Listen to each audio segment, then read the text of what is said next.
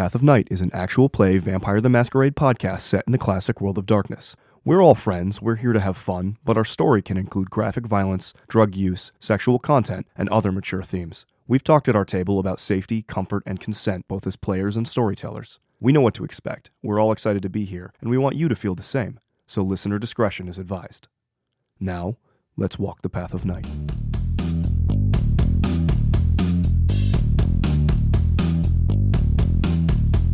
Last time on Path of Night, the coterie arrives in Boston. They meet up with Scourge Sullivan, learn the lay of the land, and to make arrangements for a safe haven. The group plans strategy to navigate the eccentricities of the prince and his redcoats. During the day, Neil awakens to the scent of smoke.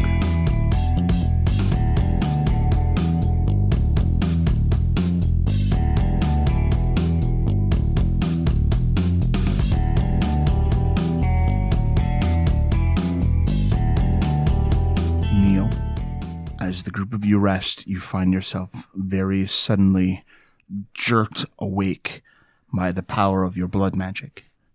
And already you can smell smoke in your nostrils and this soft, orangey, flickering light from somewhere else in the apartment. Neil pulls himself out of the bathtub and goes to go out into the main room, sort of panic, and starts yelling, everybody up, there's a fire. You yell to alarm everyone, and as you kind of look into that main area, the door to the apartment has been opened and is still somewhat ajar, and the flames seem to be kind of coming from there, and they are very rapidly clinging up along the walls, and smoke starting to billow up and block the ceiling. Whatever accelerant they're using is a very, very fast accelerant. As you yell for everyone to wake up, I need everyone else at the table to make a humanity roll. Again, at difficulty 8. Neil, this is your first round of resisting the day. Am I aware of any, extinguishers or anything that could help fight a fire, or do we need to get the fuck out of here? What's the day? We can't go anywhere.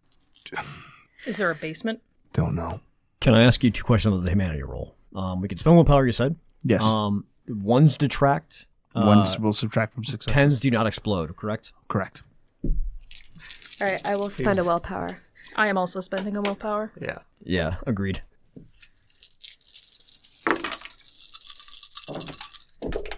Johnny has 4 successes. Wynn has 2.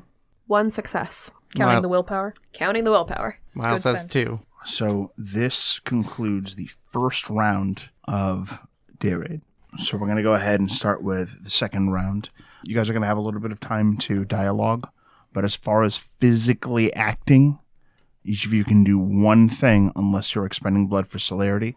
Please remember that all of your dice pools are capped by your humanity score. So we're going to cut to RP, and then someone's just going to raise your hand, and I'm going to pause. If anyone raises their hand, I'm going to pause RP to accept their action. Understood?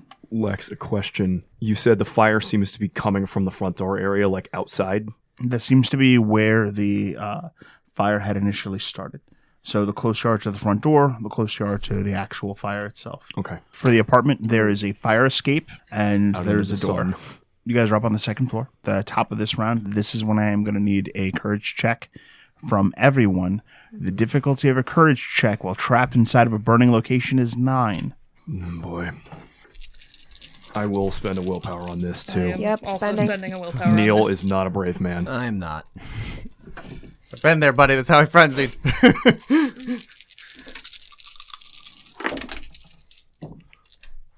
0 successes. 2 successes.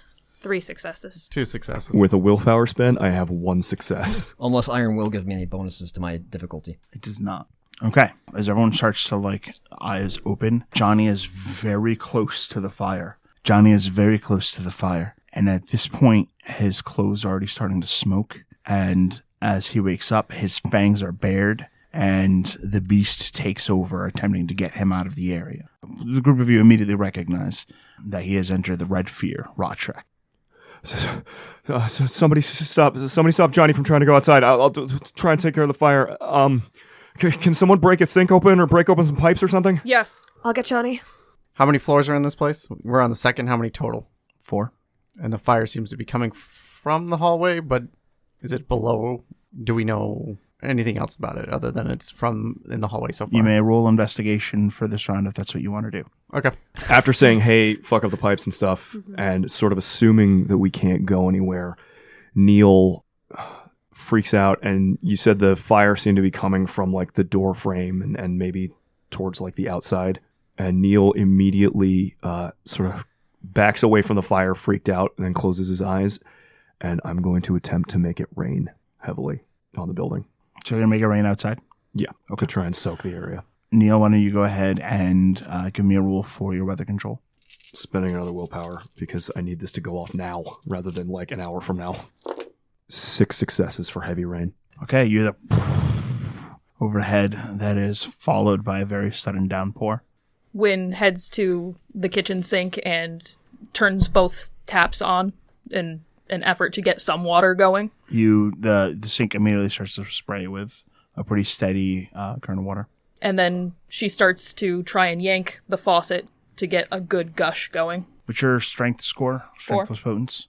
Okay. With strength 4, you are sufficiently strong to tear it open and start kind of getting water like sprinkling over the kitchen. Wynn also soaks herself in the water. Understood? You hear this rasping bass howl, almost hiss, arise out of Johnny. It's a noise unlike you've ever heard him make before. And you catch a glimpse of him outside in the main room. His muscles and veins are constricted and pumping vitae. He is definitely in the midst of a fox frenzy. Acting on instinct, hearing the awful noises that Johnny is making, Britta tries out something that she's not certain how to use. She starts trying to summon him. She calls his name. Are you trying to do 2 things at once? Summon him to you and talk him down? That is my ideal, to summon him and talk him down. Okay. So you're going to roll 3 dice to summon and 3 dice to talk him down. You're looking at div 5. And I have 3 successes. Johnny, in the midst of your monstrous reaction to the fire, the frenzied Johnny is drawn first to the room. He does not open doors. He simply goes right through it. So first the summon happens. Yeah. He goes to you. You're going to make your roll, and then Johnny's going to take all of his celerity actions. All right. So Britta's voice calls you back into the room and towards where she was staying.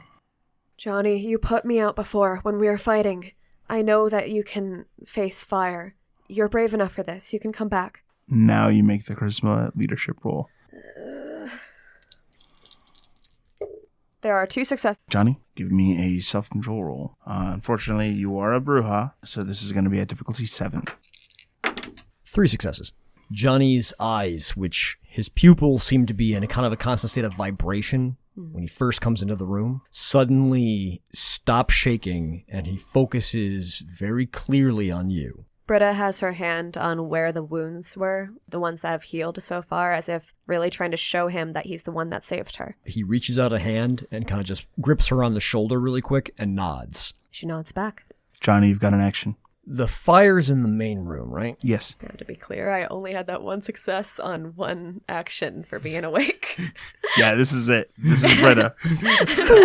Power down. Johnny will rush back into the main area and head to the kitchen where Wynn is, and he's going to use his celerity to smash in through the drywall, grab some pipes, and rip them out. Because my dice pool may be capped to do that, but I can still spend blood for potence and just get auto successes. Correct? There's actually no roll. It's a feat of strength. So what that means is your strength plus potence is compared to the chart. And if you're strong enough, you simply do it. If you are not strong enough, you have to make a willpower roll at difficulty 9. So what is your strength plus potence? Being sleepy still means you can lift a truck.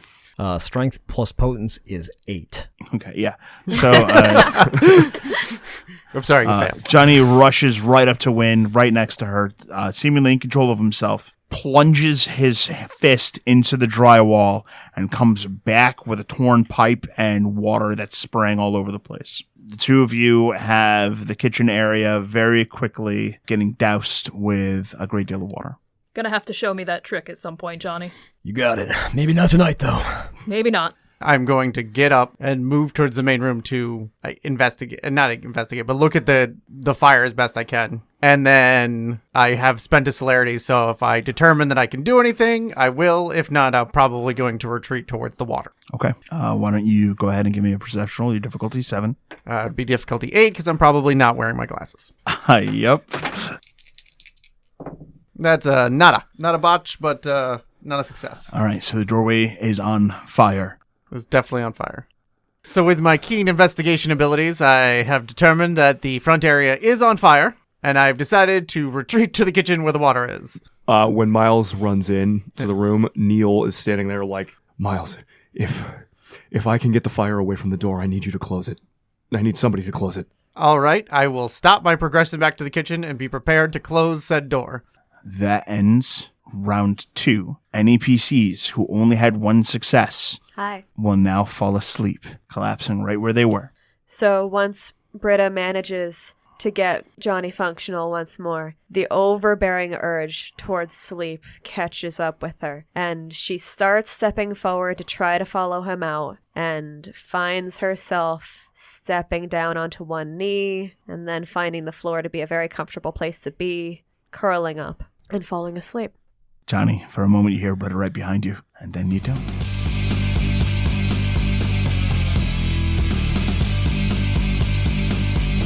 We will begin round 3. I don't think I'm gonna stay conscious a whole lot longer here, but somebody needs to call the fire department or something and tell them this is a false alarm, don't come. Otherwise, once we're all unconscious, we're gonna have a bunch of people trying to very helpfully carry us out of here. I think I can get rid of the fire. I just, I can't do much past that. Question: this building, the particular part of it we're in, because it's an apartment building, right? Yes. Are there anybody living in this building, or is this whole building property of the domain and abandoned? Don't know for sure. You definitely know that downstairs there's a restaurant, so it is at least the first floor sees use. So Johnny is now that he has the pipe ripped out of the wall, he's really going to start trying to angle them to actually put out some of the flames that are crawling up the walls. Why don't you give me a strength plus athletics roll? Your difficulty is 7. Your dice pool maximum is equal to your humanity. No successes. You wrench the pipe around and hear kink and come up with a chunk of the pipe that you needed to be able to redirect. Neil? Standing in the front, now that there's water spraying from busted pipes and broken faucets and downpouring outside. Okay, is everybody with me here? Doing our best, man. Because if this doesn't work, somebody just drag me back into the bathroom. It's the safest place in a fire. Now that Wynn and Johnny have just flooded the kitchen with their actions, Neil concentrates. It's like, please let this work. I haven't. Oh, please let this work. And pushes his hands forward and will spend a blood and channel his Duran key to control the water and just send like streams of it from the kitchen floor and all the flooding to the water that's licking up the wall, or to the fire that's licking up the walls. Go ahead and give me a roll for your path. Remember that your dice pool, again, is capped. It is currently capped. And because we really need to get this water out, I'm about to go unconscious, I will spend a willpower for this. Okay. With the willpower, that's 5 successes. With 5 successes, most of the flames are actually put out. And it looks like how quickly the fire itself is going to expand through the apartment has been greatly reduced, buying the coterie some time. Celerity, so I go and close the door and try to come back. You're going to the area that there are still some flames. I need a courage check. Sure. Difficulty 7 to approach. Let's go with a willpower on that. Seems important. Nope, not happening. Okay. Miles tries to work up the conviction, but the fire goes against every sense of self-preservation that he has, and he finds himself unable to advance. Seeing that Miles is stricken and unable to get the door shut, Wynn charges over to try and finish the job. Courage roll, Div 7. Willpower. 2 successes. Okay, you find yourself able to head over, and you close the door. And she retreats back into the safety of the water. Does anyone still have celerity actions remaining? Johnny does. There are still some flames kicking around. Yes. He will rip open the cabinet under the sink and reach to hopefully find one of either two things, either a bucket or maybe a small little fire extinguisher. There is no fire extinguisher. There is a bucket. Perfect. So Johnny will grab that bucket and basically start trying to scoop up some of the water. Maybe, he'll grab some of the streams that are coming out of the air that aren't necessarily going towards the fire, but he'll use the fact that the water has made itself very easily scooped out of the air to grab a bucket full of it and start splashing it towards the flames that are still raging uncontrolled. You're going to begin an extended roll with you. Absolutely. I need a dexterity plus athletics roll. The difficulty on this roll is 6. Again, your dice pool is capped at your humanity. Johnny's swift. Would that count towards getting this done in a timely fashion? For Dexterity? Splashing the walls, yes, but it will not apply to the actual filling. Gotcha. All right. So so on this particular roll, it's not going to help out? Right. Okay. Gotcha. So then 4 successes. Okay. With 4 successes, you kind of get the pipe bent around and you take a ton of steps, little quick motions rather, to very quickly start getting water into the bucket. Does anyone have any remaining celerity actions? Other than retreating, did Neil make it back to he made it to the bathroom, right? At the end of this round, this is round 3 for Neil because I got up a round before everybody else. I will Right. be collapsing. Yeah, he does not make it to the bathroom. So, Miles, do you have anything you wanted to do? Right, I have my, celerity action because I failed to make it to the Right. door. So I will come back and I will try to get myself and Neil into the kitchen of water. And that's going to be the end of it for me, too, because that is my round 2. So at the end of round 3 of the Haven raid, those of you who collapse, please describe doing so. We'll start with Neil.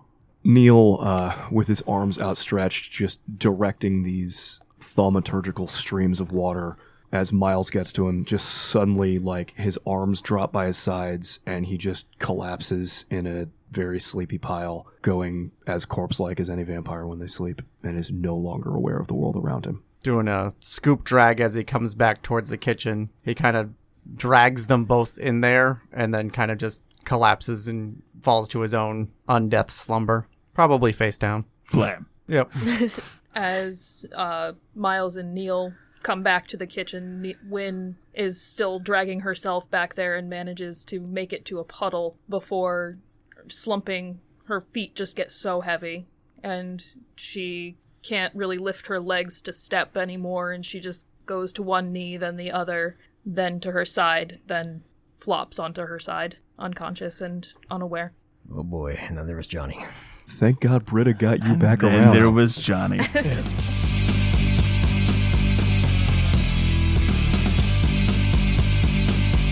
Johnny, Yeah. at the start of round 4, your coterie is down.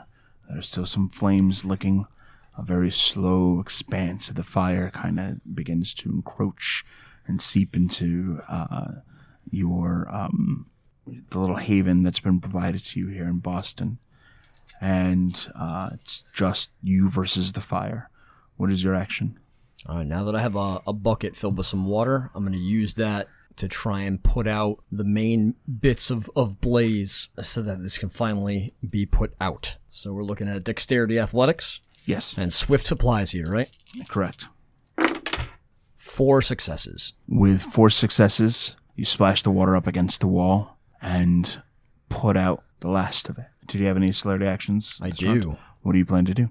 Johnny will use his first celerity action to go over to the door and basically head out into the hallway and kind of just get a quick sense of what's outside. You open the door to the hallway inside, and there you see a trio of guys who are in trench coats. They have bandanas covering their mouths.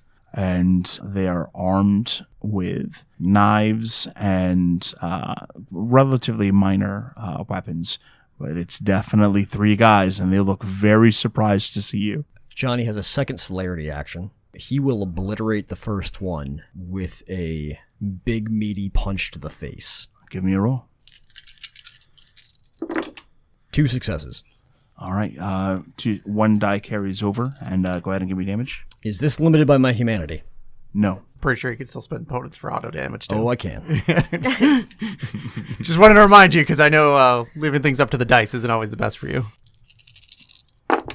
Do my powerful arms assist me in doing extra yes. stuff of damage? So we're looking at 4 on the dice plus 4 from the potence. That is 8 levels of damage. Punch this man's head clean off. Well, it's only bashing, right? Still.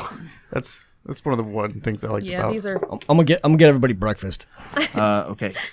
He will take 8 levels of bashing damage.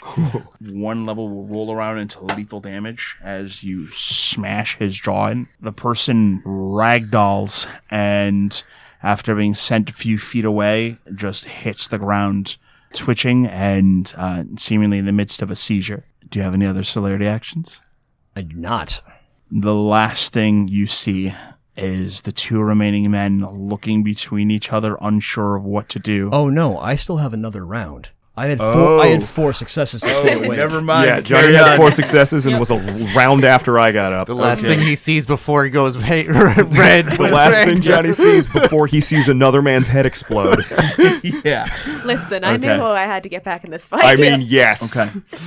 This means that we will begin what is going to be the final round of this Haven raid. But I actually need you to roll initiative on this one. Sure. And they're going to roll an initiative as well. Johnny, what is your initiative? 10. So initiative is going to go Assailant A, Johnny, Assailant B. Assailant A is going to, in a bit of a panic, attempt to stab Johnny. He has 2 successes to hit. Okay. He is dealing 4 levels of lethal damage. So Johnny's skin tightens like Wynn has been teaching him. And I imagine he still has his... Oh no, he took his leather jacket off. That's right, to use as a pillow. So... 0 successes. Okay. Johnny will take 4 levels of lethal damage. I need you to roll a self-control check at difficulty 8. Self-control. Yes. 1 success. That was so scary. Yep. I mean, for Johnny, these 2 guys would be dead. Yeah. Like, we'll be fine. I just don't know what's going to happen to Johnny afterwards.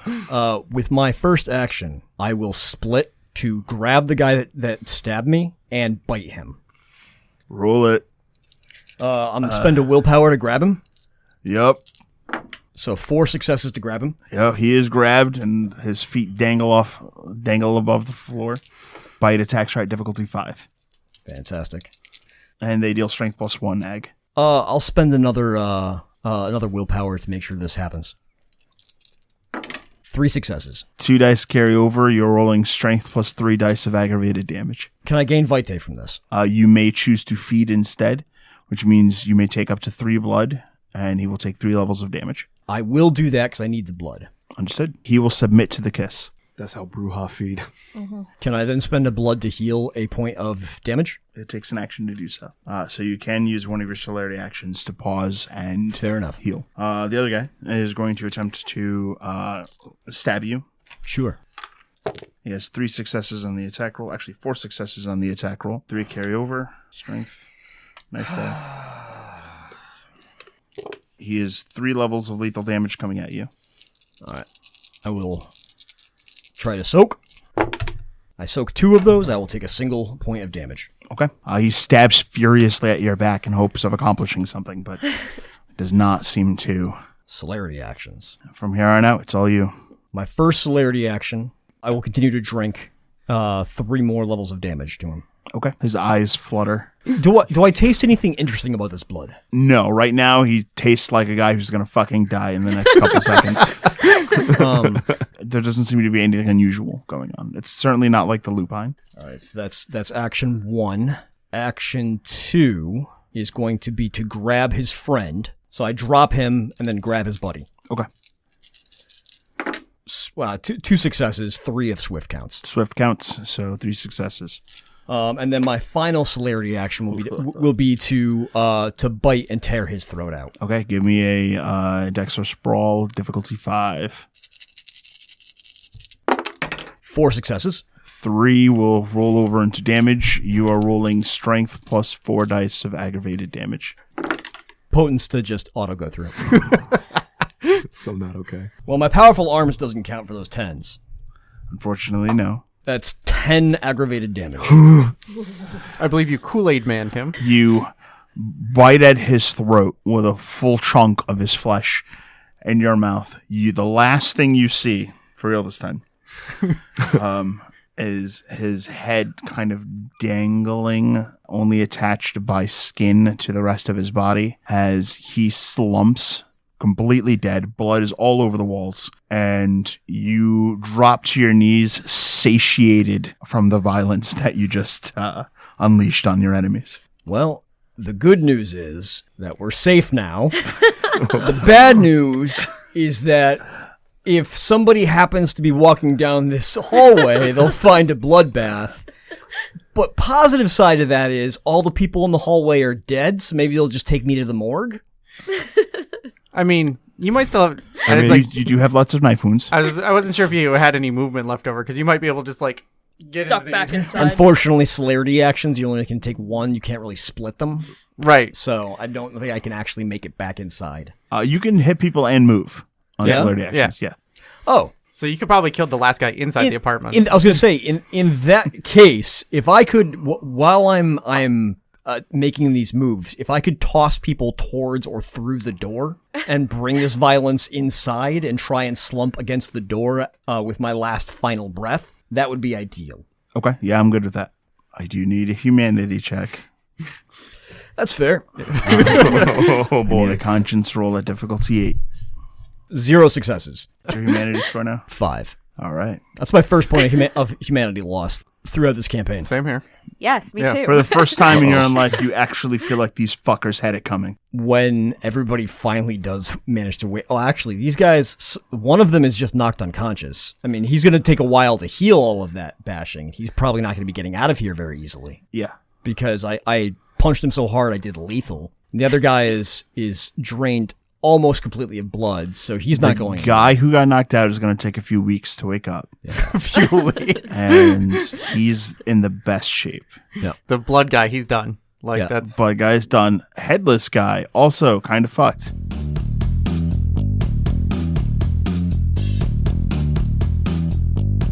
Beyond the bloody inferno of a Haven raid, the coterie rests peacefully. Britta, you are among the first to awaken, and immediately thoughts of your last moments with Johnny come to your mind. At least so far it seems that you've survived the night, but you're alone in the room. Britta gets up from the floor, looking around, trying to see if there's any hint of damage.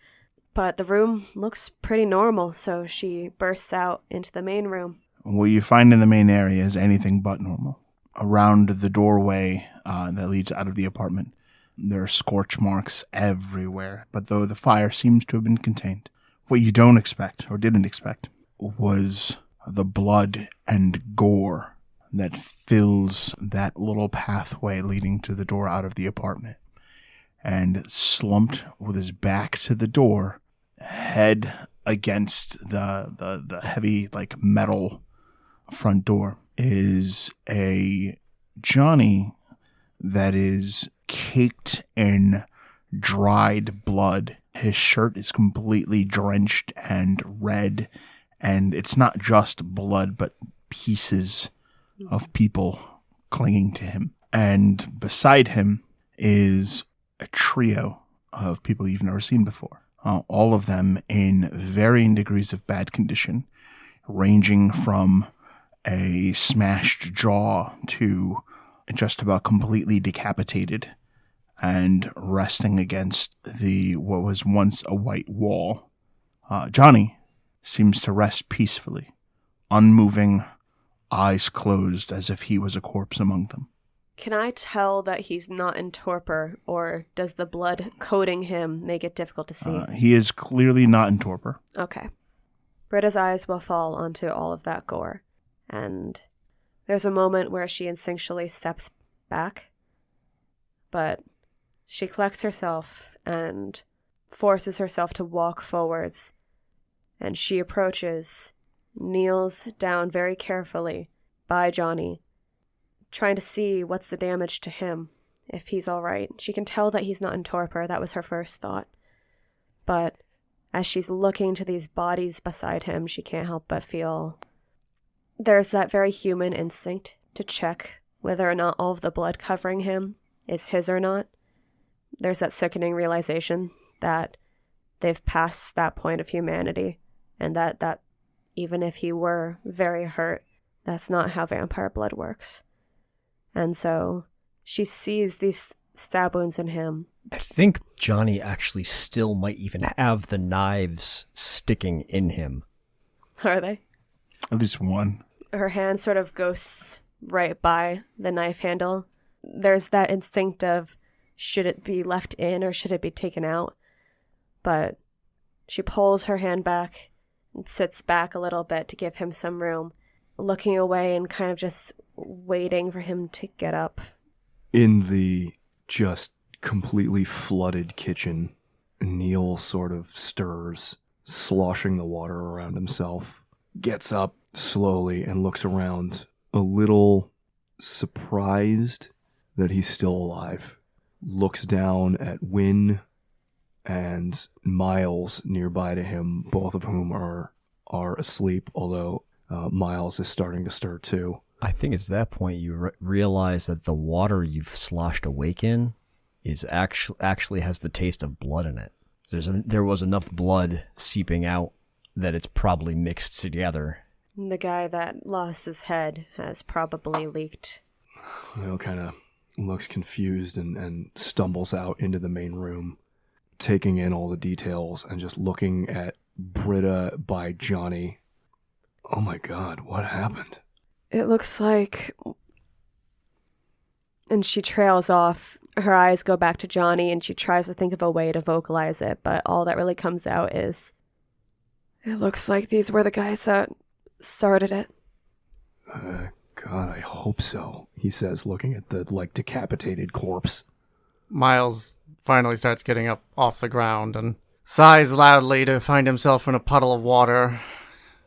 Gets up, goes back to his room, grabs his glasses so he can actually see with some sort of clarity, and then comes back into the main room where it accounts for everybody, and it's like, oh, that looks like it was unsuccessful.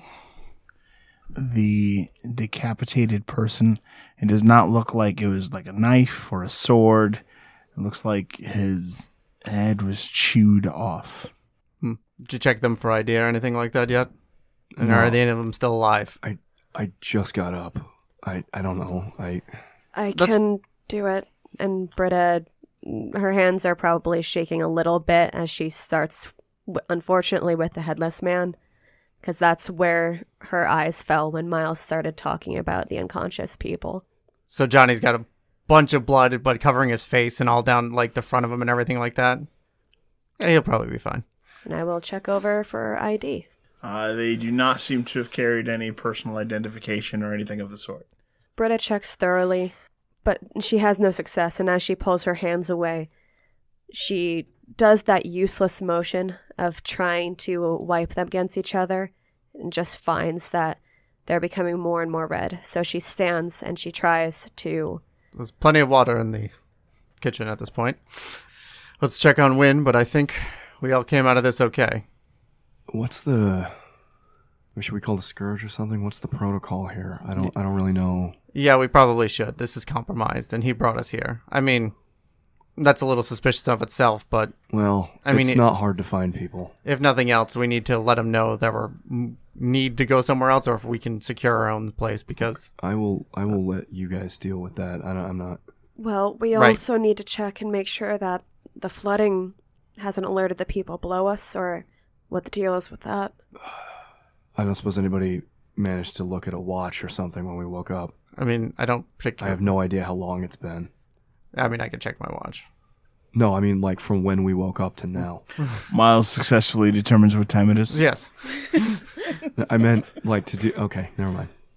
I don't particularly care about the people downstairs at this point. We're not staying, and I don't... Well, If there's anybody who comes asking questions, we can get out of here pretty easily. I guess. I just don't want to... You don't want to make a mess in somebody else's city. Britta nods. She's trying to wash her hands off Meh. in one of the bloody puddles. It's not working particularly well, but Not she can get meh. it eventually. The Scourge can either take care of it or leave it either way at this Okay, point. All right, that's fine.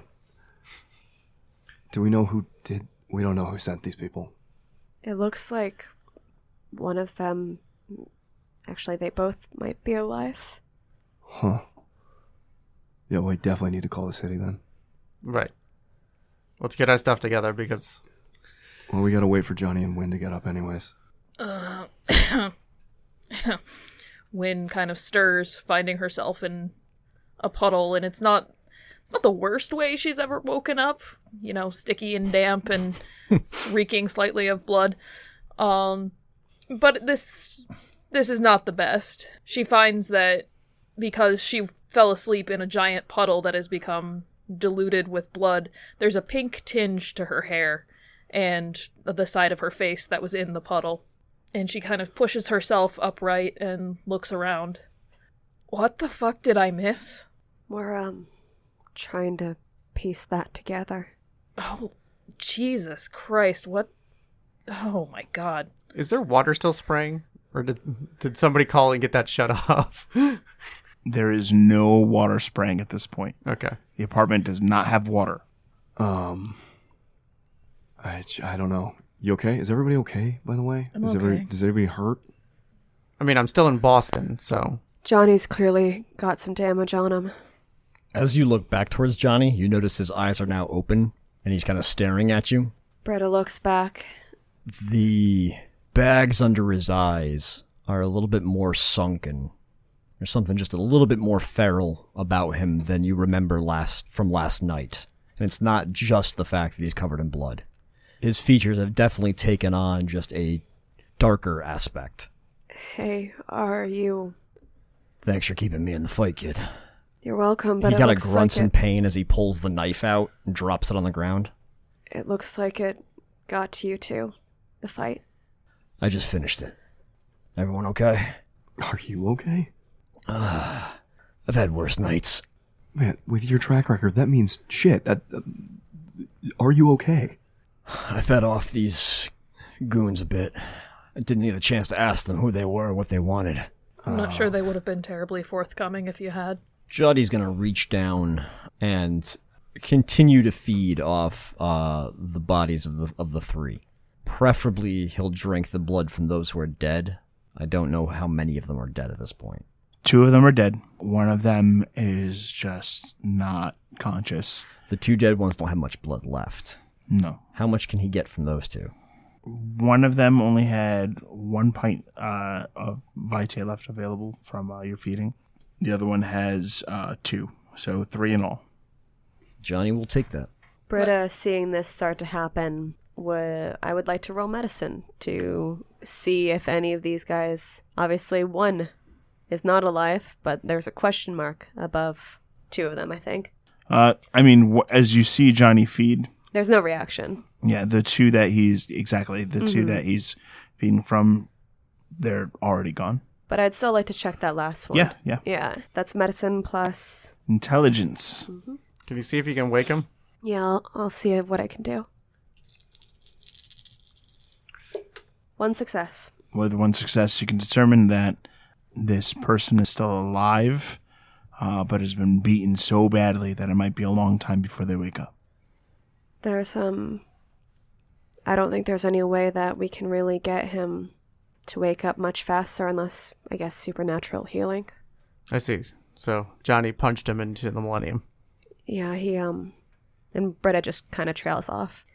Lex, Wynn kind of, when she sees Johnny feeding on these 2 dead men, she instinctively looks around to see if any wraiths have formed. No wraiths have formed. You actually are aware that sometimes, oftentimes there is no wraith. Yeah. And sometimes, even if there is a wraith, it can take a very long time before they can Right. reach the point where they're able to manifest in the Shadowlands. We're gonna have to clean up before we can move. I'll call the Scourge.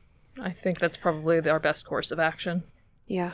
When you you need think he's help the one who getting- burned us? Well, we have to inform him either way. As everyone's talking, Neil is kind of looking around at the bodies and the blood spray and the spread of the fire and the scorch marks. And I'm going to try and just get a general idea of maybe who orchestrated this design with Eyes of Chaos. You examine it and you become very certain that this was personal. This was not like just an event that's part of some ongoing conflict that the group of you aren't connected to. You were specifically targeted. Neil, with his eyes wide, is just walking around looking again at like just the patterns of the blood spray and the scorch marks and the damage done to and by these individuals. And then stops and looks at the rest of the coterie and is like, this is, this was targeted at us. This is we're not like getting caught up. This is a personal attack on us as people. Arabella, maybe? That was my thought. That's the guess, but Let's go with the whole burning people alive thing. kind of does. Not sure if we tell the Scourge that, he might think that we're bringing trouble to his city. Well, he knows trouble is here. I say we play hardball with the Scourge. The fact that he put us up and then we were attacked doesn't look good on the domain. But he is Jane's friend, so let's give them the benefit of the doubt. I guess we also don't have acceptance here one way or another, so we don't really have any protection No. owed to us. Do you guys notice the water's been shut off? And this place had water to start with? Well, it makes sense. They probably just pulled a pipe. I mean, we kind of fucked up the pipes up here, and if it's leaking down into lower. Why would they have water here to start with? There's a restaurant operational still downstairs. Yeah, Yeah. but there's no reason to pay for that in the apartment upstairs. Well, they're still functional without paying for it. Sometimes you want to wash your hands or let your guests take a shower before. I suppose that's fair. Yeah, while Miles calls the Scourge, Britta kind of stares at the pink tinge. How about I help you clean that up? Yeah, that's probably a smart move. Britta has makeup wipes as she brought a makeup kit. Johnny kind of nods over at the guy that you were looking at. So he's still sucking air? Yeah, he's alive. Any of you hungry? Not that hungry. Think that might be too much damage to him. I mean, I don't care. why not? This guy and his friends came here to kill us in our sleep. Poked me full of holes, and we're gonna burn a lot of you. Well, they did that, yeah, but I mean, if what Neil said was true and this was personal, we don't know these guys. They did this for someone else. If I hit him half as hard as I think I did, he's not gonna be in any condition of any kind of reasonable life when he does wake up. His brain is probably mush. Yeah, but I don't know if that means it's my right to take that from him. It's not a fair fight to take it from him now. Speaking of brain mush, Lex, here's a question. Because I just looked and it's unspecified. Do targets need to be conscious to use telepathy and pull thoughts out of their minds? They can be asleep. But not catatonic. Right. Gotcha. They're catatonic and torpor. Then His mind right now is just this like fluttering wavelengths of Yeah. just incoherentness. So Neil looks at him and says, well, speaking of brain mush. Actually, no, never mind. Never mind. Just a thought, but he doesn't have any thoughts, so I mean, No, if we can doesn't get him matter. awake, we can get him to talk. what You can feed him. You can feed him a bit of blood, and maybe he can heal himself a little bit. Otherwise, I say we just drain what's left in him. How about we just, we could just leave him. I'm not really, look, I'm a little hungry, but I'm not like kill a guy hungry. Agreed. Well, what about the masquerade with him? Will he remember this, or... I mean, the way Johnny punched his temple in, I don't know if he's going to remember anything for a little while, but, I mean, that's sort of the That's sort of the local. I mean, that's why we need to call the Scourge. This is sort of a local. All right, I'm on it. So I go change into my casual clothes so that I can talk on the phone. Miles, when he's finished swapping to his more casual clothing, he returns for a phone call. Yeah. We seem to have an issue at the place that you have left us. Somebody You came gonna, and tried to expand upon that? Or? Yeah, somebody tried to light us on fire and kill us in our sleep. Have you got raided? Unsuccessfully. So you don't fucking still have a problem? No. At this point, it's been taken care of. But I figured you should be informed. Miles, there are bodies here. All right. Who did it? We're not sure. Right. We have one that's not conscious but won't wake up for a while, it seems like. All right. I'm going to get a couple guys, head out there, clean it up. I assume all of you are all right? So far, so good. Anyone hurt? A little bit. All right. In a little while, we'll be out there. Get dressed, cleaned up. I should probably take you to see the prince, let him know what's going on. All right. Is he going to be able to see us, or? Yeah, his meeting's done. That was last night. Oh. It seemed like it could last for a while. Great. So, yeah, we'll be there, okay? All right. We'll be here. All right. Sit tight and try not to stir up more bullshit. We'll He hangs attempt not to. Miles, what was that about a meeting? Yes, I guess we Meeting get to done? go meet the prince.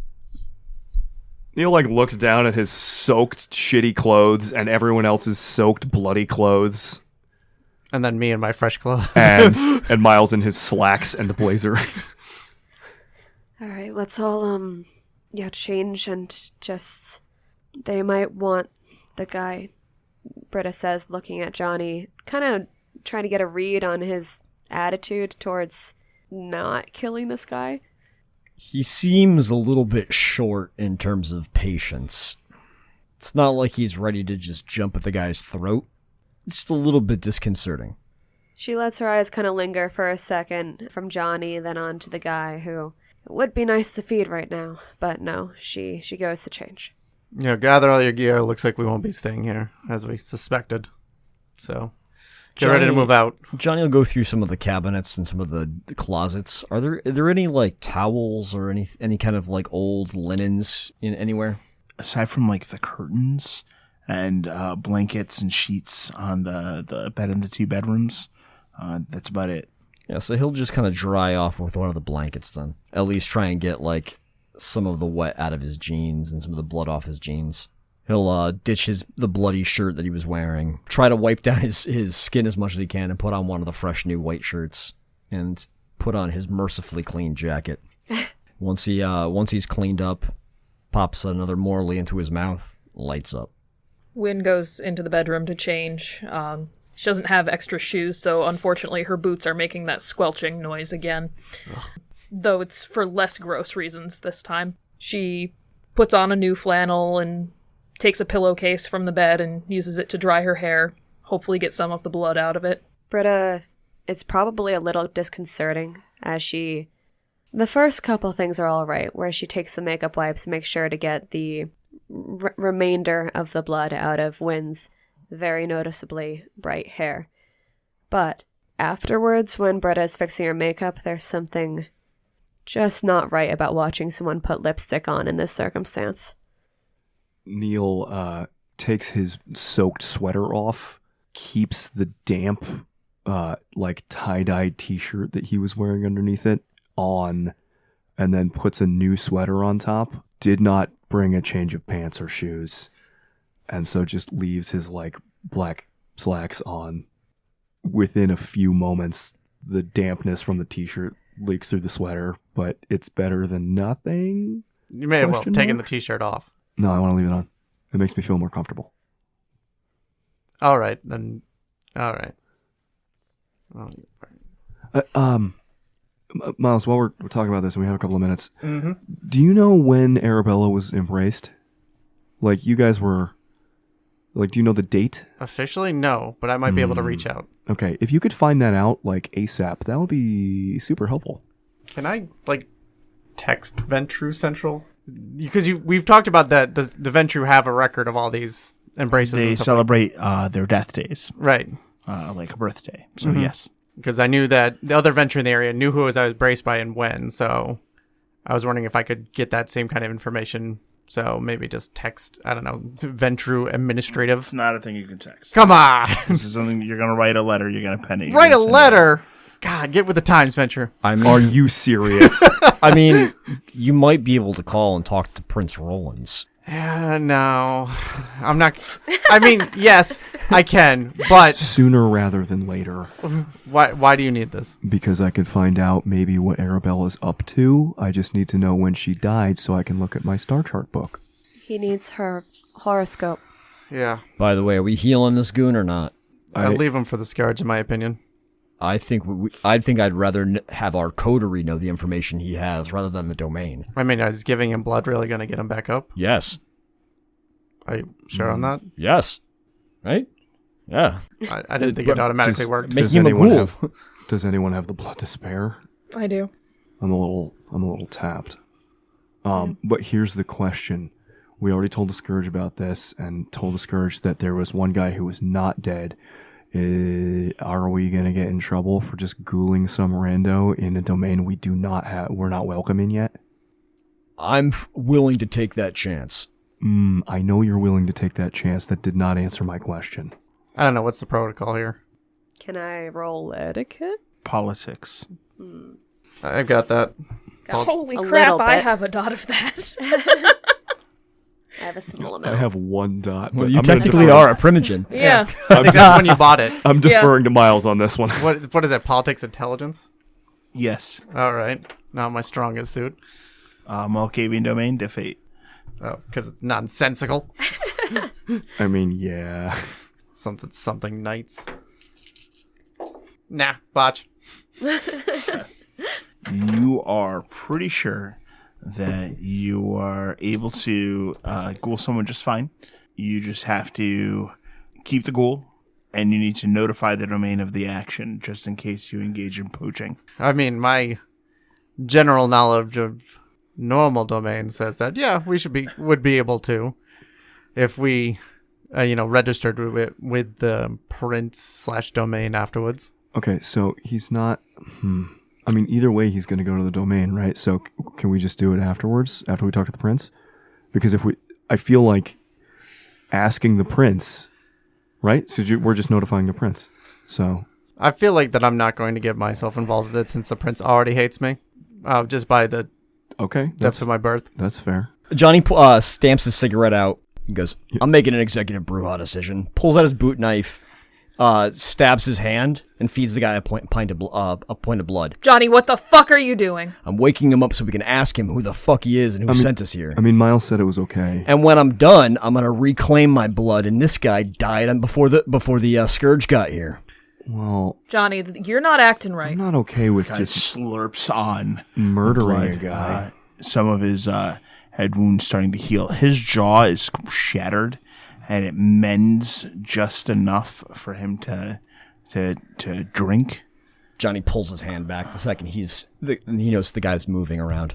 Okay. The guy's eyes open slowly. Johnny and then puts the knife inside his mouth and kind of hooks up his lip a little bit. Johnny, You're gonna answer some questions for my friends. his ruined chin kind of tilts up just enough at acknowledgement of the weapon, and his eyes kind of quickly scan around the room with a look of abject terror in his expression. If you give them answers quickly and honestly, things are gonna go well for you. All right. If not, he kind of just tilts his head a little bit, pulls the knife out of his mouth, and kind of backs away. Yeah, I'm just gonna look into his eyes and start doing mesmerize. Like, you will answer all of our questions. Yeah, as soon as Miles approaches, he closes his eyes. Yeah. Wake up. What's your manipulation plus intimidation? 8. Okay. So he's at diff 7. You do not dominate him. Okay. But what do you say? I start doing the whole mesmerizing. You will listen to the sound of my voice. You will answer the questions that we pose to you with the most truthful answer as fast as possible. His tongue doesn't quite work right.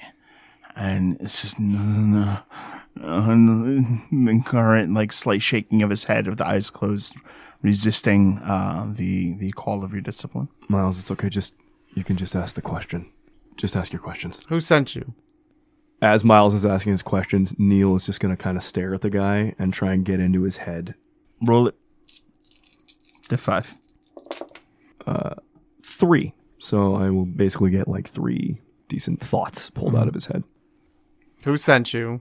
Well, so basically the way that, like, thematically I'm looking at this is basically every time Miles is asking a question, I'm sort of picturing, like, him not answering, but obviously the thought gets called to mind, and Neil is just plucking that thought out of his brain. He specifically does not remember. He He tries to not think about it, which causes him to think about it, but when he tries to think about it, he finds that the thoughts are not there.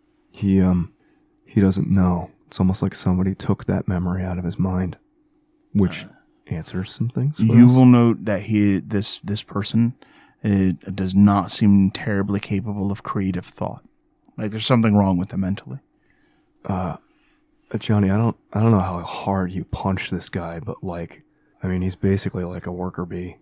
He's got no initiative of his own. He's been hit with dominate in multiple ways, if that's true. I mean, to be fair, Johnny may have scrambled him really badly, but Johnny's brow furrows, and for a second you see a flash of regret, and then his gaze steals again. Yeah, I don't think this guy has any like will of his own. He's acting on the impulse of somebody who can just take memories out of his brain and yeah, lock his thoughts away. He's been conditioned. What else do you want to know? Maybe even if he's been conditioned, he could remember something that would be useful to us. Something like, I don't know. Can he remember the 3 of them talking about this job? He does seem to actually remember communicating about the job. He also knows that he and the other people in the job and likely others that he's like kind of quickly interact with. Again, these are not clear images. Yeah. They were shown pictures of specifically Miles and Johnny, and they were told to make phone calls to like on phones that they were given, and whenever they saw the group of you, and you kind of get the impression that Boston has probably 12 people just wandering Boston at night looking for signs of the group of you and calling them in. Okay, that's disturbing. What is? They, so these are just people who've been sort of snatched off the street, and I don't know, a couple dozen maybe of them, more. There's like a network of them around Boston. They've been sort of walking around, every night for, it's weird. I don't know how long. I don't think he knows how long, but looking for us, specifically, Miles and Johnny. You know, network phone calls are made if, you know, apparently somebody spotted us when we came into the city. Spotted them, at least, and like they were, I mean, what was the word you used, Miles? Conditioning? Conditioned. They were conditioned to just make a phone call as soon as they saw either one of you. And here we are. Or maybe an implanted suggestion, but the Well, conditioning still might have happened. Okay, Correct. I don't... Right, I'm just okay. clarifying. Yep. I never got that far. Right. So there's a whole network of people around this city who were anticipating us. And looking for specifically photos of Miles and Johnny. It's just generally your clan that conditions people like that, right? Tremere, too. Ever since mine couldn't do it anymore, then yeah, the Tremere and the Ventru. I mean, there are a lot of Tremere around here, too, but along with this being maybe a more personal attack, it does seem to indicate that Arabella might be behind this. You know, we don't have personal enemies in the city that we know of outside of Arabella. Well, yeah, not that I'm aware of. Somebody might be in hiding here. Well, Arabella's in Arabella hiding is. I mean, I might have pissed off other people. here. I don't doubt it, but specifically Arabella, like, you know, don't borrow trouble, right? Right. I mean, especially if they're looking for both me and Johnny. Is there anything else we want to know while I'm in here? Yeah. He's been conditioned to forget the person who gave him the work. Yes. Just so we're all aware. Why is he closing his eyes like that? Well, presumably to avoid Miles looking at him. He is terrified to meet his eyes like this. These terrible subconscious fears. He's met our kind before. Well, yeah, and apparently has an instinctual fear of being looking in the eyes of So he was- someone like Miles. He was conditioned to not remember who gave him the job. Was he conditioned to not remember the person he fears the most? While the two of them are talking, Britta will look once more and see if the guy has a cell phone on him. He does not. And she'll go on to check the other two.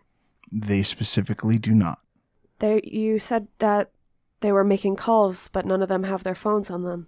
Yeah, if I had conditioned somebody to make calls to a network, and then, I mean, they remember meeting up for the job and talking about this job, and if they had cell phones that could maybe be traced back, I'd tell them to throw them in a ditch, I too. only started carrying a beeper in the past couple of years. Usually, the way the Bully Boys worked, we'd get the call at whatever safe house we'd be working at, and then we'd go out and get the thing done. We wouldn't be walking around with things that could make noise while we're on a job. So I know that I'm maybe unreliable in connecting dots to two different puzzles, but I mean, it seems pretty clear that Arabella knew that we were going to be coming for her at some point up here in Boston, and so set up a network to find us and take care of the problem. At least you two. I don't know. It wouldn't surprise me if Maybe she had maybe ask him where his safe house is. Roland's was If there is a safe has house. Roland's office bugged. Let's assume if he's not carrying phones that they're operating out of some kind of safe house. If we can find a location where we know Arabella's been in the last day or so, I can track her to wherever she is, but I need a starting location. I can't just do it out of nowhere. I mean, that's part of the reason why I was kind of hoping you could find her birthday. I can get that information. It just depends. Okay, and also we're going to have to go to court very soon, so Right. You want to see if they remember some sort of meeting place or safe house.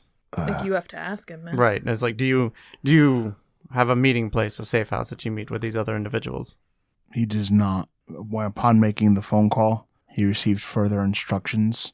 You can definitely tell that those instructions were like implanted into his mind over the phone.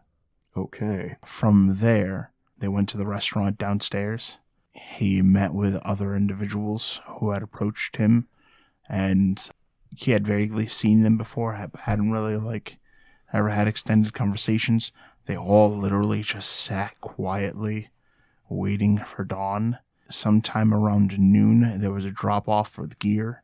They accepted the gear. They went inside the apartment complex, got dressed up, and then they went to go launch their attack. Miles, here's a question, and I know it's been a couple of years since I could dominate anybody, so you probably know better than I do. Can you do that shit over the phone? Not typically. Could you Manchurian candidate someone to, hear a code phrase or something over a phone, and then that would trigger something? Yes. Okay. Knowing that you could do that is less worrying than just being able to give instructions over the phone, because that is 100% what happened. They were just waiting. There was a package drop off. There was everything, but they called it in. They don't know where. There wasn't a meeting place. It was all over the phone. A fully blood bonded individual will also be very susceptible to that. Fair enough.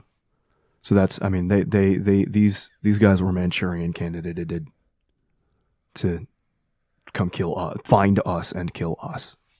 Well, Sounds like you two Arabella and style. then presumably us. I mean, it makes sense. Throwing away tons and tons of individuals to accomplish a task. Yeah, that seems very much her For particular little personal style. risk. Yeah, I guess that's where we're at. All right. While we wait for the scourge, I'll see if I can reach out. Maybe I don't have to talk to Rollins. I mean, if she knows that we're here and has a citywide information network and is going to just maybe keep day rating us, Yeah. Sooner rather than later might be good. Unless anybody else has any other ideas. You can just see Miles being like, it just never goes well every time he has to call the prince. It just never goes well. That's if he picks up. The only thing I can think of would be making ourselves harder to spot. Maybe something like, I don't know, like motorcycle helmets. I can keep us hidden at night, so long as you can walk like I do. But that would hide us from everybody, and we can't do that if we're going to court. There's bound to be someone keeping a lookout by there. But after court, if we can find a quiet place, and we can go a quick refresher on how to walk without getting noticed. I can keep us at least shielded from mortal eyes. That'll do more than nothing. If we want to, for a little bit.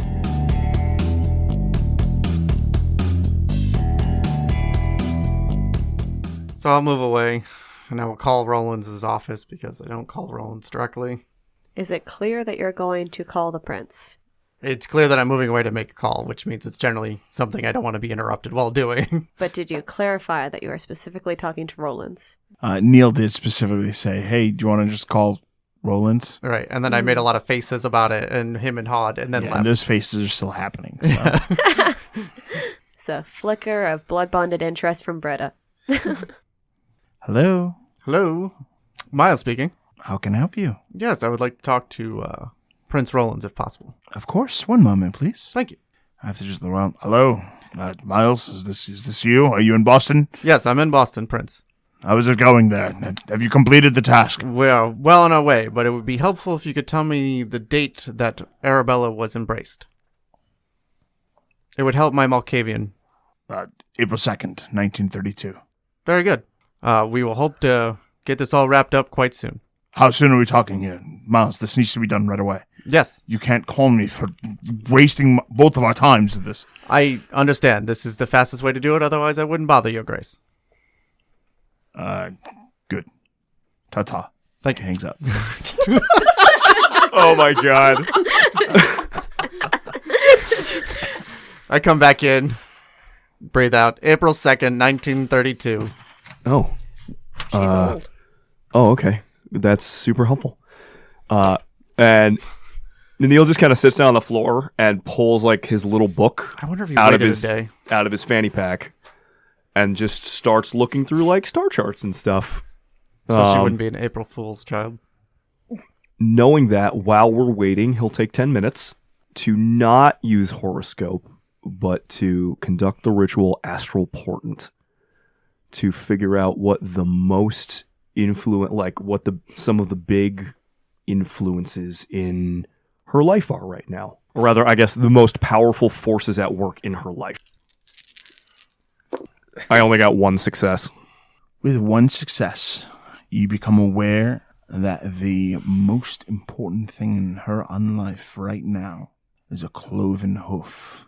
So Neil sits down and is just looking at like star charts and comparing them, and occasionally will like go over to the window and look out at the night sky to try and look at the current stars, and then is like cross-referencing them with the book from like, oh, what were the stars at in like 1932, and just going back and forth. It takes him about 10 or 15 minutes, and eventually he sort of folds the charts back up into the little book and tucks it back into his fanny pack, like a tourist folding a map back up. And he's very awkward about folding maps. Well, that wasn't as helpful as I thought it would be, sorry. You better give me something. I just made that call. Well, look, so the portents and the signs that she's under right now, it's tough to read. I mean, my maps are, I've been working on them for a while. I don't know. All I got was a cloven hoof. That doesn't mean anything to me. She's an Aries. Can I make a occult roll? Yes, you can. Thank you. I mean, that's a goat sign, isn't it? Occult intelligence? Yes, indeed. Botch. You are rather certain that this is some sort of animal reference. And it can mean maybe something with livestock. Or maybe she too sacrifices bulls. I mean, cloven hooves are... Animals have cloven hooves. Maybe she's... Only certain types of animals, though. I didn't say all I'm gonna make an animals. occult check as well, because I do have a cult on my sheet. Like a goat? Yeah, you might actually be onto something with One the Aries. success. With one success, you actually remember Kabir telling you that there was a group that was after him and he needed to lay low for a while. And you put him up. They were called the Order of the Cloven Hoof. And they were one of the 3 witch covens in search of something and drama, and they all have a beef with each other. They're all connected in some way. You said a cloven hoof? Yeah, I think Miles actually might be onto something with that Aries thing. Kabir mentioned a cloven foot one time. It was some witch coven. They were on his tail for some stupid thing. I think he He used his chemistry to piss off the wrong person. Anyhow, Sounds about right. yeah, I needed to put him up while he was running from them. I think he said that they were one of 3 different witch covens. Order of the Cloven Hoof, yeah. Okay, well, if she's after the Codex, that kind of makes sense, right? Because Raven is also after it. She said she was in a witch coven. Yeah. Was Raven in that one? Can I make like just an intelligence roll to see if I can remember Raven saying things about this? Yes. 2 successes. Oh, I'm pretty sure it's an Aries sign. She's stubborn, fiery. I mean, it's all the signs are there. So what you would know about Raven, she actually doesn't discuss it very much, but you do know that she was once one of 5 apostles who were loyal to a circle of wizards and witches. And when glorious leaders died, there ended up being a split.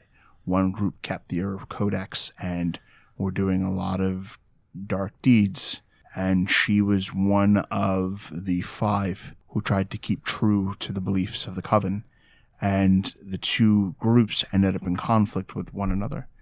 Ultimately, her coven was forced out of Salem, and after, some unfortunate events took place among the locals, it is actually around then that she was embraced. Raven is a member of, is not completely clear, a member of a group called the Order of the Twisted Horn. She was not in Cloven Hoof. She was a member of Twisted Horn. But there was a split amongst... Both groups are actually descended from another. The Cloven Hoof did not exist yet. This group, the original group, the one from which the Codex comes from, is the Golden Dawn. So there was one group, the Golden Dawn, and then Twisted Horn split from that, and then eventually Cloven Hoof broke from that. Okay. And Raven was Twisted Horn. Cloven Hoof and Twisted Horn. I'm with Miles on the goat thing at this point. Unless they're running around having congress with the devil. Right? Isn't that what the people say witches do? They have like sex with the devil or something? That's one of the things they say witches do. I'm aware of this Baphomet character. That's pretty popular. I think I saw that on a metal t-shirt. That's pretty much where I know it from, too. Being that you're someone that paints blood sigils onto windows That's a and different absconds thing. off to the Middle East, A I think you totally should. I think you different should give this a little bit more gravitas than you are. I'm not giving it gravitas. Why do you think I'm not giving it gravitas? I think it's because you're giving me too much credit. Well, you're talking about. I agree with Miles about the goat thing, and Well- that it's a heavy metal t-shirts. Well, no, I haven't seen Baphomet and any of that kind of stuff, but yes, a lot of the things that I do in theory are related to, I wouldn't say ancient that gods and Baphomet is immediately counted into this. And names mean so little, it feels like, in this society. Even the names of our clans, right? It could be symbolic for something completely different. It could be symbolic for... It seems like a pitfall. Well, I don't want to get that twisted. Names with a capital N absolutely do have power. Anyways, I was just thinking myths and legends come from somewhere. So No, I don't know. So the Baphomet character might not be the actual one, but it might be the basis for whatever this is. Or Maybe not. it's Right. sacrificial. Mithras had a bull, and that was all related to... Anyways, what I'm saying is I'm not giving it credit and credence here. It's just I don't know enough about witches, I guess. Yeah, this sounds like mortal magic too. Their mortal magic is a thing. Well, that's news to me. Blood magic had to come from somewhere. But we're talking about a group of witches specifically that are kindred. These covens were chasing Kabir. They apparently have had Raven amongst their members, and now it seems that Arabella Rollins has been ensnared within this cult. So, And for all we know, they could be worshipping a demon or something. so that's That's a big leap to make.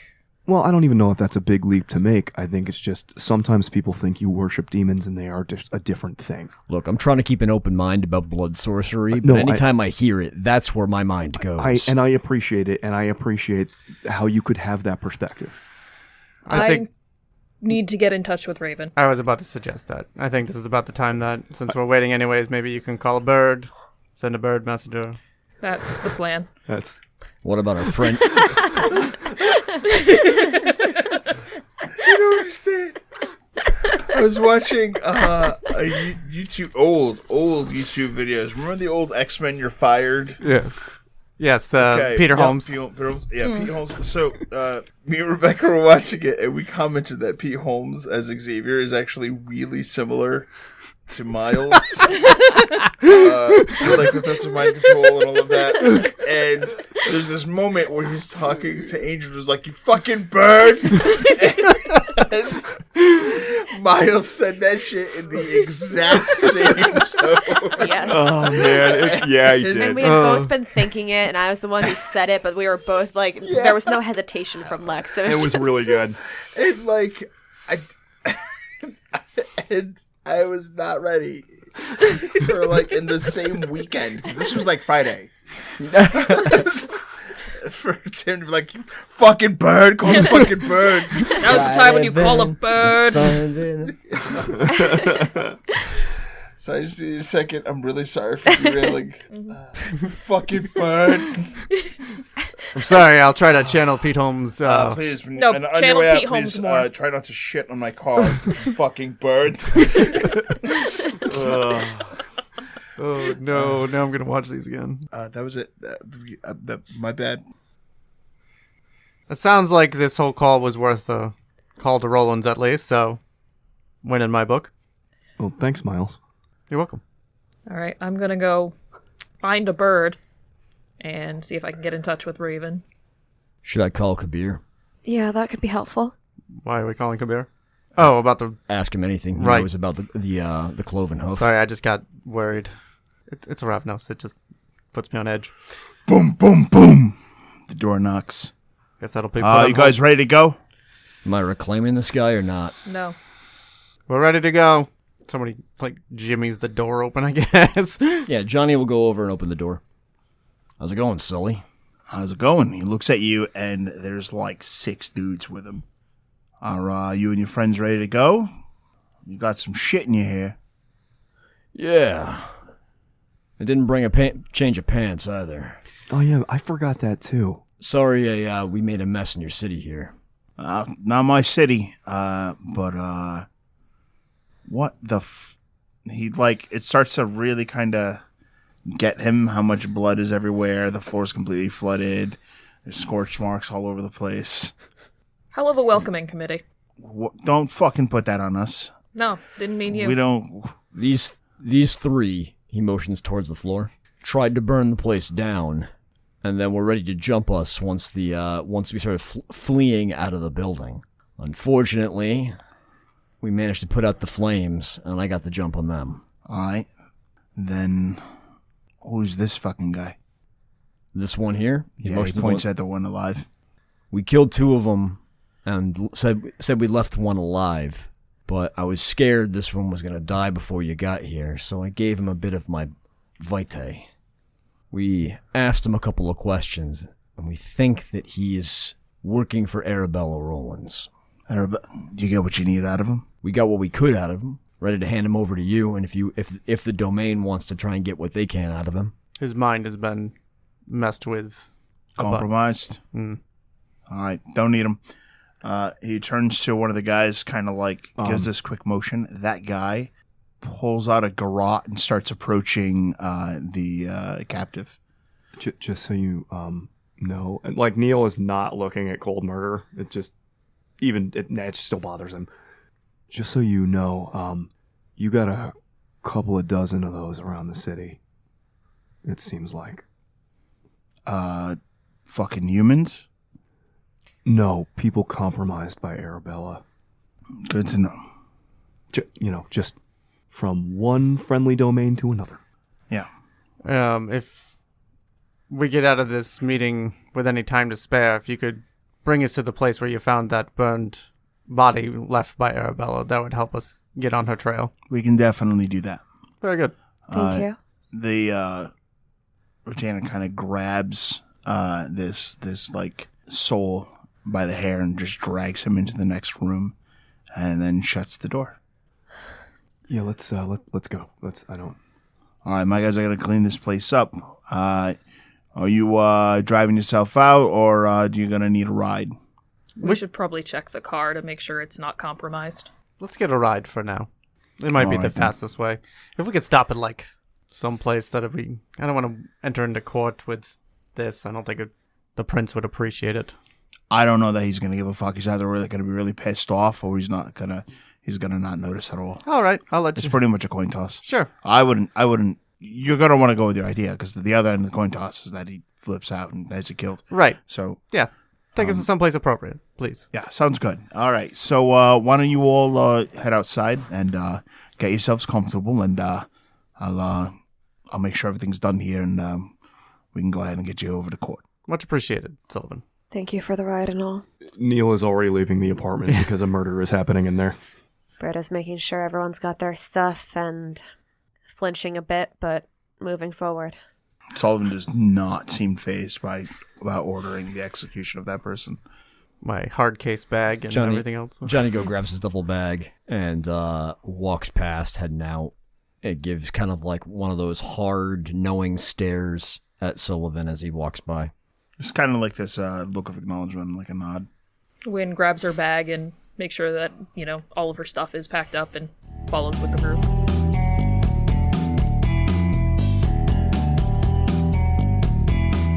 You guys get outside, and there's a couple cabs. There are mortal throngs everywhere. People are kind of having a good time.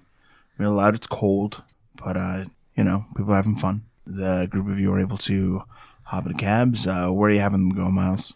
If you're taking us to like someplace to buy a shit ton of nice clothes, like new things, If we want to call a hotel and grab a room, that might make sense to just throw our gear in like a room in a hotel.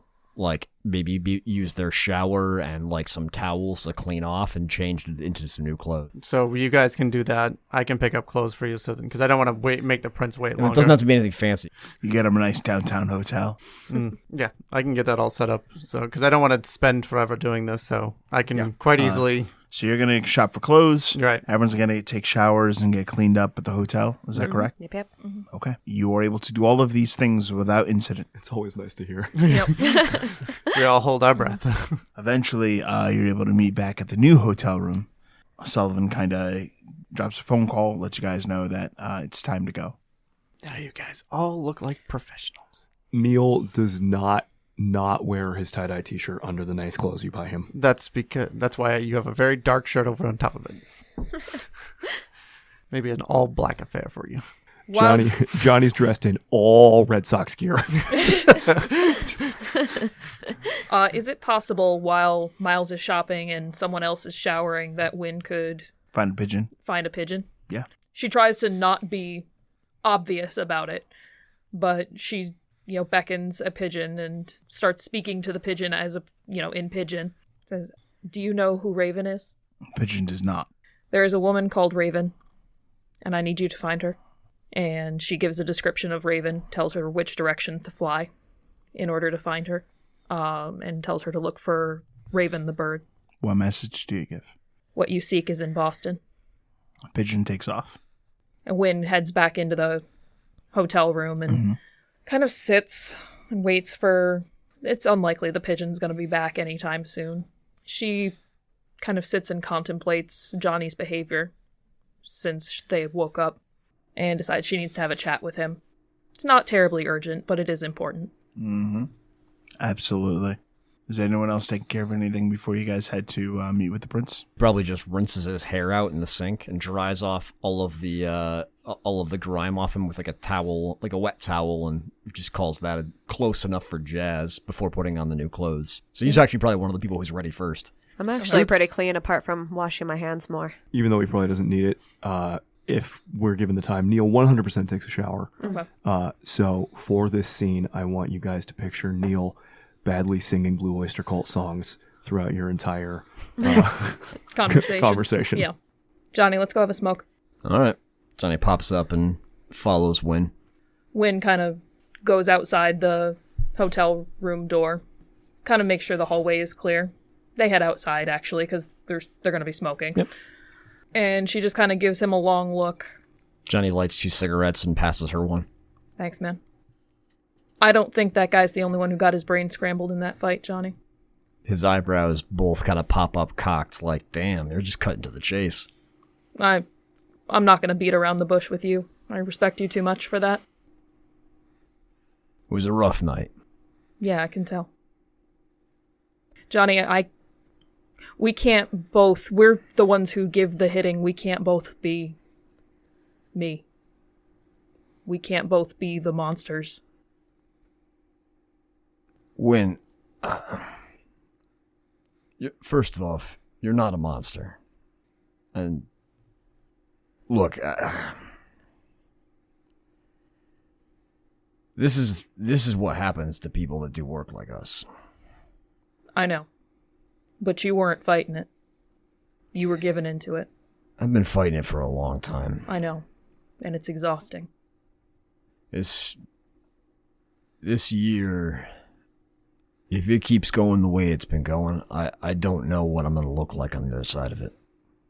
We started things off with finding this doe-eyed girl in an alley who had just been embraced, having feasted upon another girl because she couldn't control her shit. I don't get cases like that a lot, but that should have just told me what a shit year this is going to be. And then we had everything happen between the bear and the house with the Xantosa. I embraced that shithead. There was the werewolf. We thought we lost Neil. There's weird things creeping around the city these days. Zombies. Now we're fighting amongst the Camarilla itself. Trying to pick sides between the Gemini League and the Operation Longbow. And then 3 punks decided they could just burn us alive in our sleep. And Britta looked at me and asked me to save her. And yeah, something just snapped inside. Yeah. I remember when I lost it too. But you know what? I feel a lot better now that I just kind of let go of that part. Yeah, I don't like that though. And I think you deserve to know that I'm not going to let you go down that path. All right. I need you to be better than me. Because I'll tell you right now, it doesn't bother me that they're strangling that kid. Doesn't bother me either. I know. But I need you to pretend it bothers you. I need you to be you. I can't let you lose yourself to this. Johnny takes a long drag on his cigarette, almost down to the filter, drops it, puts it out with his boot. I'm not going to get better for your sake, so you can go down the rabbit hole. But I'll make you a promise. And he kind of looks at you square in the eyes. You keep your chin above the water, and I'll do the same. And both you and I together are going to make it through this fucking year. I think that's the best offer I've had all year. He puts his hand out for a shake. Wynn does the same. She kind of bonks his forehead with hers. And gives her a quick smile. Let's go back in and get the rest of these clowns. Path of Night is an actual play Vampire the Masquerade podcast set in the classic world of darkness. Britta Ashcroft the Toreador was played by Rebecca Steigelfest. Johnny Saxon the Bruja was played by Garrett Gabbey. Miles Davenport the Ventru was played by Tim Davis. Neil Foster the Malkavian was played by Rob Muirhead. Wynn Cabot the Gangrel was played by Erika Webb. Your storyteller was Lex Lopez. Recording by Rebecca Steigelfest. This episode was edited by Rob Muirhead. The music used in this episode was January Grunge Love Fest by Technoaxe. Visit them online at technoaxe.com. Path of Night uses the 20th anniversary edition rule set of Vampire the Masquerade with a few limited house rules. Vampire the Masquerade is owned by Paradox Interactive. Make sure to subscribe to us wherever you get your podcasts. Follow us on Twitter at Path of Night Pod, on Facebook at facebook.com/Path of Night Podcast, or email us at pathofnightpodcast@gmail.com. See you next time, Kindred.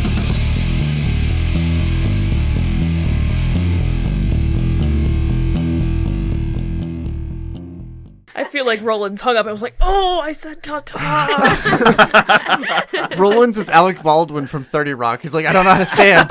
I don't understand what, like, should I have What a do I bucket do with my ball? hands? Yeah.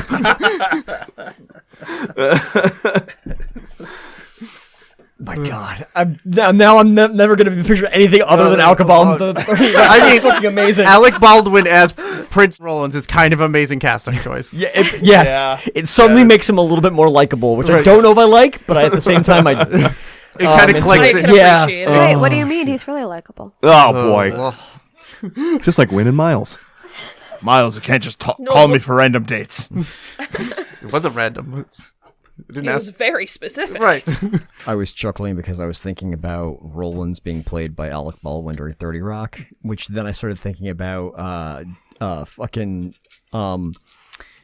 oh God, what's his name? Will Arnett, who played his rival business guy, Right. with a goatee, being fucking Reese. Miles, did you want to learn magic from me? Too bad. It's even worse with Will You Arnett. gotta grovel first. I'll fill your butts with thaumaturgy. Oh, that's not where I want thaumaturgy. All right. If you grovel at my feet, maybe I'll give you your boy Joey back. Oh, eat a dick. I won't eat a dick. I'll make you eat a dick. I will not eat 1 iota of dick. Thaumaturgy.